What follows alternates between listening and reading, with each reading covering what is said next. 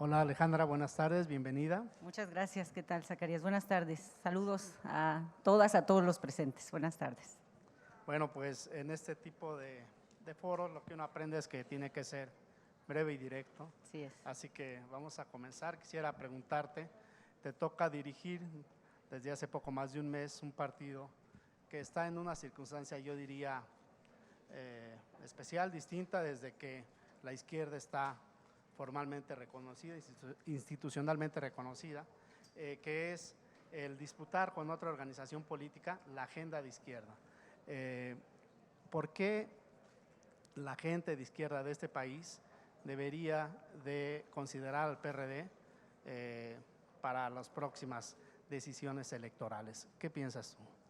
Bueno, yo estoy convencida que a este país le hace falta, le ayuda que exista una izquierda responsable, una izquierda que atempere muchas de las problemáticas de nuestro país, que denuncie, que señale, que juegue el papel de oposición, pero también que sea al mismo tiempo una oposición responsable, que proponga, que esté dispuesta siempre al diálogo y que pues vaya acompañando una serie de decisiones, no necesariamente estando de acuerdo, pero sí generando el contraste ante la ciudadanía. ¿Qué alternativas se tiene en el país para un determinado planteamiento? Yo estoy convencida que lo que hoy está sucediendo en el país no requiere necesariamente de una izquierda radical, de una izquierda que polarice.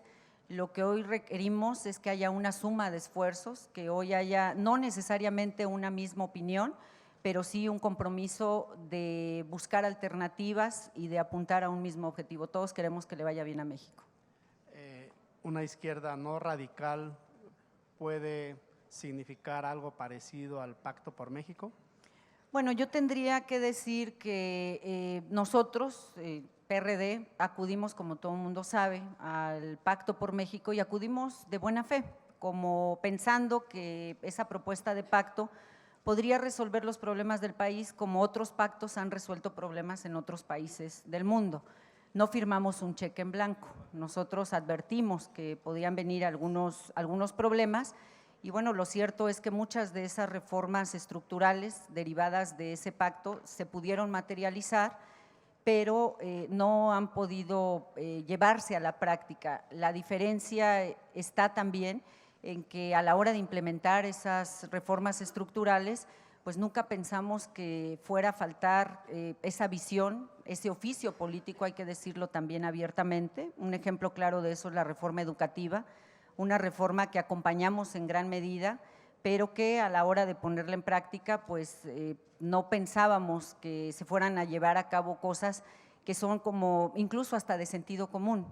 Hablaría, por ejemplo, de estar de acuerdo con la evaluación docente, es un hecho que estamos de acuerdo, pero nunca pensamos que esa evaluación se estaría llevando a cabo sin previa capacitación. Así lo marca la ley y es un asunto hasta de sentido común. Cuando uno va a la escuela, en cualquier grado, pues siempre te avisan cuándo vas a tener examen y si no va a ser así, también te lo dicen al principio del curso, prepárense porque aquí puede haber exámenes sorpresa, puede haber una serie de cuestiones, pero siempre con una capacitación. No fue el caso y como ese podría citar muchos ejemplos más del por qué no han podido implementarse estas reformas estructurales. ¿Fue un error el Pacto por México para el PRD? Yo estoy convencida que no, a pesar de que reconocemos que nos ha pasado una factura electoral muy cara, eso es real. Pensamos que en realidad era una forma de sacar adelante problemas del país, pero también decirlo abiertamente, hubo un compromiso de implementar a nivel nacional una parte importante de la agenda de la izquierda, lo que tiene que ver con programas sociales, lo que tiene que ver con derechos humanos, una lista larga de temas que se pusieron sobre la mesa, pero que también hay que decirlo abiertamente, tampoco llegaron a cumplirse. Ahora que mencionas la reforma educativa, tú tienes en tu historial tanto una militancia sindical como también un cargo público en educación. Para mucha gente, y aquí tenemos gente representada de las empresas, para mucha gente los sindicatos se han convertido de representantes gremiales de trabajadores en poderes fácticos. En el caso del sindicato de la coordinadora capta mucha de esa percepción de mucha gente. ¿Es eso? ¿Se ha perdido un poco esa naturaleza de los movimientos sindicales? Ahora diré más un poco por qué, pero ¿qué me dirías de inicio? Bueno, yo creo que es importante separar lo que son las dirigencias sindicales de lo que es la base de trabajadores. Yo creo que difícilmente podríamos meter las manos al fuego por algunas dirigencias sindicales, pero me parece que lo que les da poder a esas dirigencias sindicales es el tomar una serie de medidas, me refiero particularmente a lo que está pasando hoy con la coordinadora. Si no diéramos, hablando de parte del gobierno, si el gobierno no diera una serie de condicionantes, de circunstancias que le favorecieran a esas dirigencias sindicales, seguramente estaríamos hablando de otra cosa, porque me parece que nadie en este país puede estar de acuerdo con dirigentes sindicales que violenten la ley, que no rindan cuentas, que cometan una serie de actos con los que no se puede estar de acuerdo.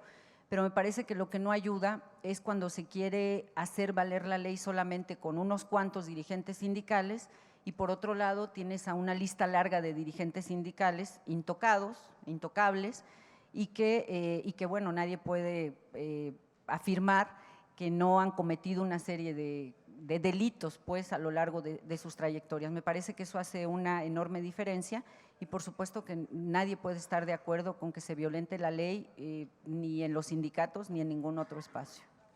El otro tema que atañe mucho a los sindicatos es esa capacidad económica de los trabajadores. Tenemos una serie de mecanismos de contratación ahora que vulneran, digamos, derechos que eran adquiridos antes y también una capacidad adquisitiva muy menguada y está en muchos análisis este fenómeno que ha ocurrido quizás desde los 80s.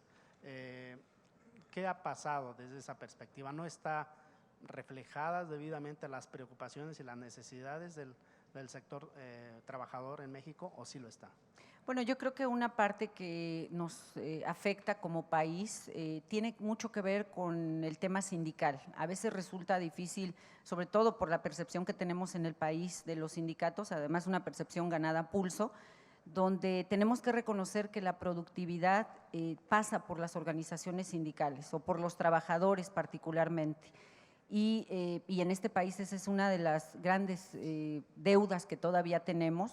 Cada día vamos más rezagados en temas de productividad y claro que eso tiene que ver con la organización de los trabajadores. Si no logramos esa democratización que, por ejemplo, a principio de este sexenio, pero además desde gobiernos anteriores, cuando llegó, por ejemplo, Acción Nacional al gobierno, había una afirmación y una expectativa de que cambiaría la presencia o la forma de relacionarse del gobierno con los sindicatos.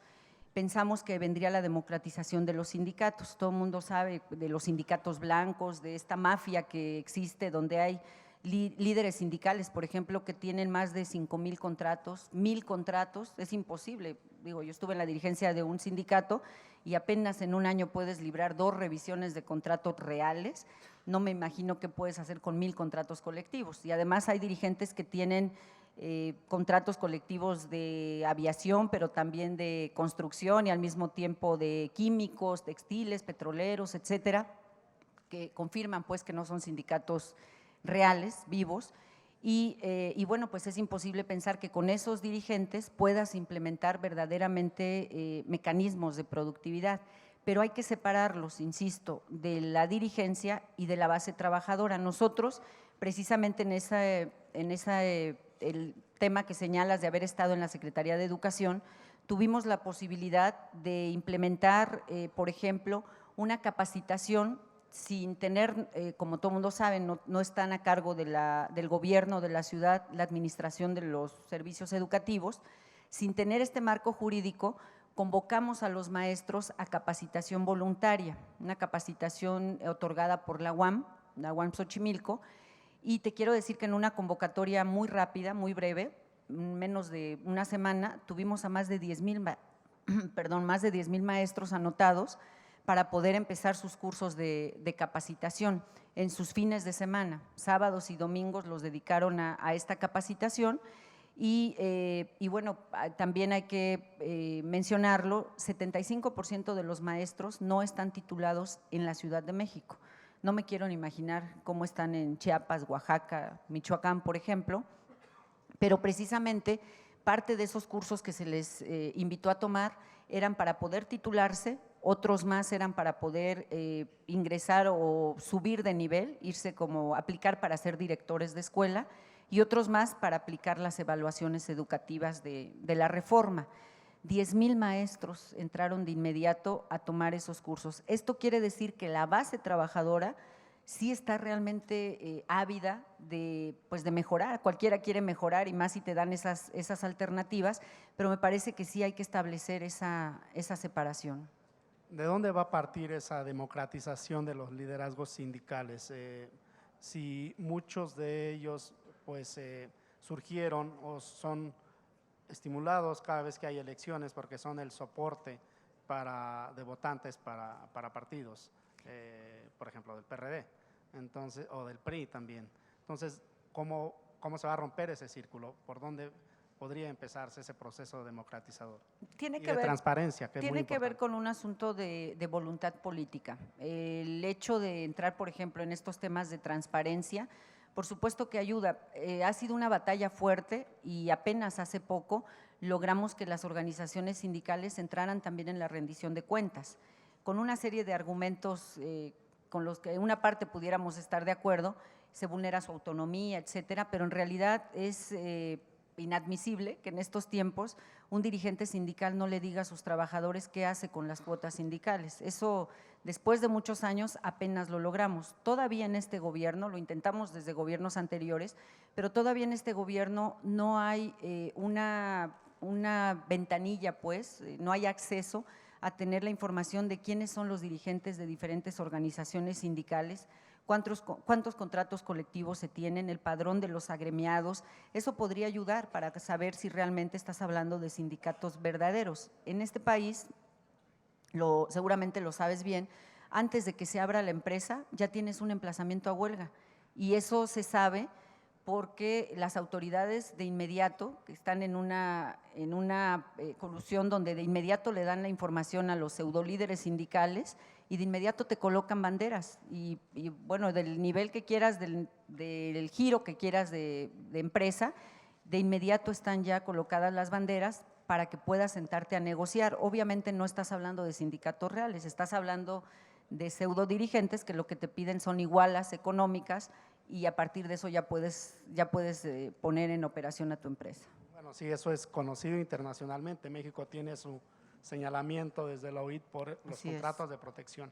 La agenda de izquierda es mucho más amplia, es muy, pues toca diferentes aspectos de la vida nacional. El PRD tendrá que hacer, me parece, una serie de definiciones pronto, porque con este futurismo sucesorio, 2017 va a ser un año de mucha intensidad política y el PRD parece ser que es el que tiene menos definiciones hacia cómo va a jugar, cómo va a conectar con un sector del electorado. ¿Qué definiciones hay ahora que tú estás al frente de este partido? ¿Qué nos puedes decir? Bueno, nosotros hemos señalado desde un principio que lo que hoy está ocurriendo en nuestro país, lo que hoy está ocurriendo también en nuestro partido, nos obliga a pensar como posible lo que pareciera imposible. Tenemos que ver diferentes alternativas. Es un hecho que para el 2018 ninguna fuerza política en el país, ninguna, por grande que sea, puede por sí sola garantizar el triunfo a la presidencia de la República. Esto obliga a ver una serie de alternativas, pero a nosotros nos parece que algo más que ir al tema electoral, en este momento el país lo que requiere es que los partidos verdaderamente podamos asumirnos como instrumentos de apoyo para la ciudadanía. Los partidos estamos planteándonos permanentemente con quién hacemos alianza o no para ganar una elección, pero nadie está pensando en qué hacemos para cambiar el rumbo de este país. No estamos discutiendo temas, no estamos poniendo una agenda en el centro para, por ejemplo, revisar qué pasa hoy con el modelo económico. No decimos que tenemos la razón absoluta, por supuesto, en la izquierda, pero sí estamos abiertos a discutirlo, a revisar si este modelo ya dio de sí, si tenemos que buscar otras alternativas, si hay que abrir el espacio para escuchar a los empresarios, a los trabajadores. Los partidos tenemos esa fuerza para hacerlo, tenemos una enorme capacidad de convocatoria, pero le estamos limitando al tema estrictamente electoral. Y yo creo que hoy lo que requerimos es abrirnos a otras alternativas. Sí queremos ganar elecciones, como todos, pero me parece que lo que hoy le hace falta al país es un cambio de rumbo. No sirve de nada cambiar solamente de personas o de logotipos. Ya lo hemos hecho y no tenemos buenos resultados. Como decía aquí, el auditorio mayoritariamente viene de las empresas. ¿Qué tan fácil o qué tan difícil es conectar con la agenda que interesa al sector privado? ¿O debemos de continuar con esa idea de que son dos sectores antagónicos? No, yo estoy convencida que tenemos que romper paradigmas. Ese es el reto que estamos entendiendo en nuestro partido, en el PRD. Es importante el generar ese diálogo con los empresarios. Hay una especie de prejuicio, no sé si ganado a pulso, pero se piensa que, por ejemplo, la visión económica que puede tener el PRD, que puede tener la izquierda, no hablaría a lo mejor por toda la izquierda, pero hablaría por el PRD por lo pronto, se piensa que necesariamente tiene que ser un asunto radical, que tiene que ser un asunto meramente nacionalista, interno, cuando en realidad el planteamiento que nosotros tenemos sobre la política económica es algo que ya está plasmado en la ley. Hoy existen ya acuerdos, existen leyes, la ley de planeación, la ley de productividad, por ejemplo, que establece con mucho la visión que tenemos nosotros desde la izquierda y que esa visión establece el consenso, el diálogo permanente con empresarios y con trabajadores. Esa es nuestra visión, pero poca gente la conoce, no lo hemos sabido comunicar y también es cierto que no podría decir que recientemente, porque por fortuna de un tiempo para acá se nos han abierto mucho las puertas con muchos empresarios en el país que quieren escucharnos, pero tampoco hemos hecho lo suficiente para que nuestra voz sea escuchada en otros sectores, no necesariamente los que cotidianamente se ven cercanos a nuestro partido. Como ya se acabó el tiempo, te voy a hacer una última pregunta que requiere una palabra de respuesta, que es, ¿dónde en este momento, dónde te sientes más cerca como dirigente del PRD? ¿Morena o PAN? Pues en realidad nosotros debiéramos de estar siempre cercanos a la izquierda, pero estar en la izquierda es estar con la gente. Y nosotros necesitamos regresar a retomar ese diálogo con la gente. Hemos reconocido en nuestro partido que nos hemos distanciado de la gente y hoy nuestro reto es regresar a hacer esa expectativa, a ser quienes encabecemos las demandas de los ciudadanos. Ese es nuestro reto. Pues muchas gracias, Alejandra. Gracias a ti, Zacarías.